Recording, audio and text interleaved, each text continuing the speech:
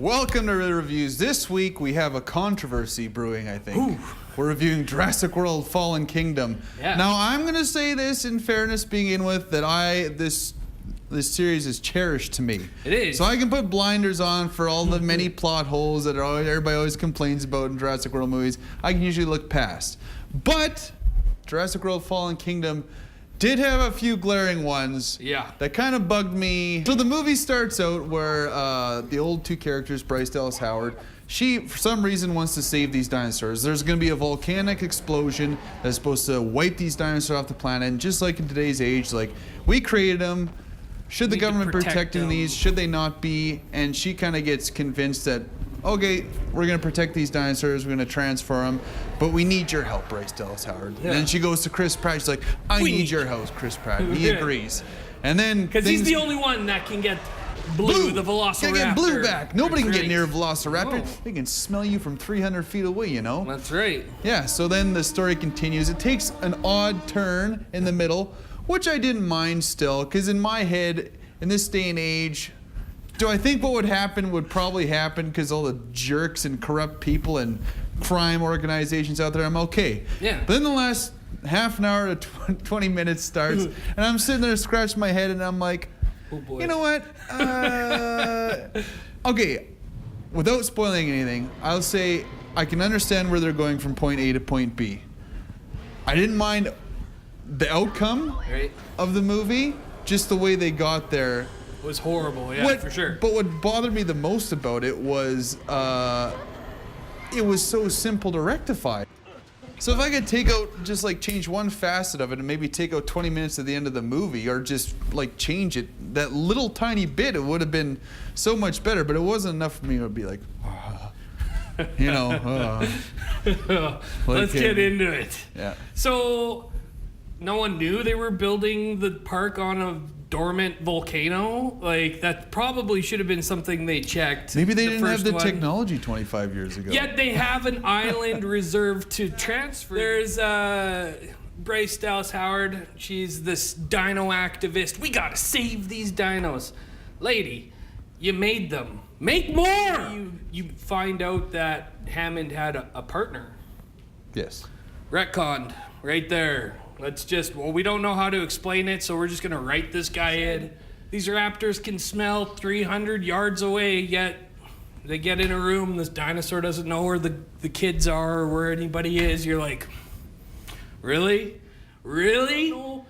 Kudos to him if he's actually a smart guy who is playing like a dumb character. Kudos he's a smart guy. I don't think he is. And just the way that the character's portrayed, I'm like, every time he was on screen, I was just like, who is this guy? He's so smug. The way he walks, the way he acts, the way he talks. Again, if it's the place where they obviously they capture some dinos. The place where they take them is a house. Aren't dinosaurs bigger than houses? But it's these sorts of things where you can just sit back and you're like, I was the only one in the theater laughing at some of the more more scary or more serious parts, because I was like, this is ridiculous. I will say this. Visually, the way they filmed this, I think this one's probably going to scare more kids than most Jurassic Park movies. Just the visual, they do flashes and shadows and creepy claws, the way they filmed it.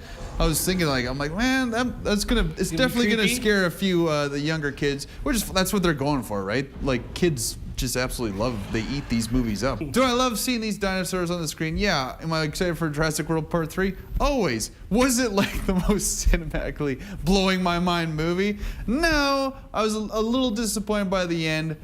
I think I'm gonna give it a 6.9. It's not worth a 7. It's not quite there. Those 20 minutes, just those scooch. Because I gave other movies a 7. I'm like, it wasn't as good as those. But I don't think I didn't want to give it a 6.5 or a 6. So I'm gonna skew the meter and give it a 6.9. Just about. Because I can.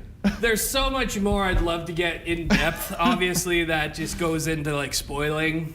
This is one movie. If you laid a audio track above it, just talking while the movie's playing, then you can say tons of things. This makes no sense. Why would you do that? For sure.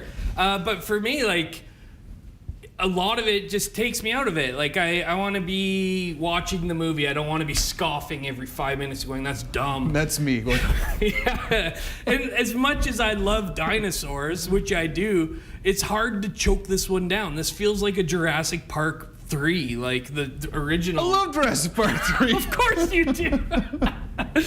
But for me, I'm giving this one a 5.5. 5.5. See, we're not that far off. Yeah, you got to look past a few things. We'll call dumb popcorn action movie. Definitely. If you can go and turn your brain off and just enjoy a good, dinosaur flick, like Kurt here, yeah, go ahead, go see it. You're going to enjoy it, but be warned, man. There are just some... You might be nitpicking. This story is holier than Swiss cheese. Don't forget, go check out our Facebook page and give it a like. Give a like to the review of Jurassic World Fallen Kingdom. We'd love to, from this one, to hear a comment if you've seen it. Maybe try not to spoil it, but we want to know what you definitely thought about this movie. And if you do any one of those things, you're entered to win a gift certificate to Perkins Restaurant Bakery.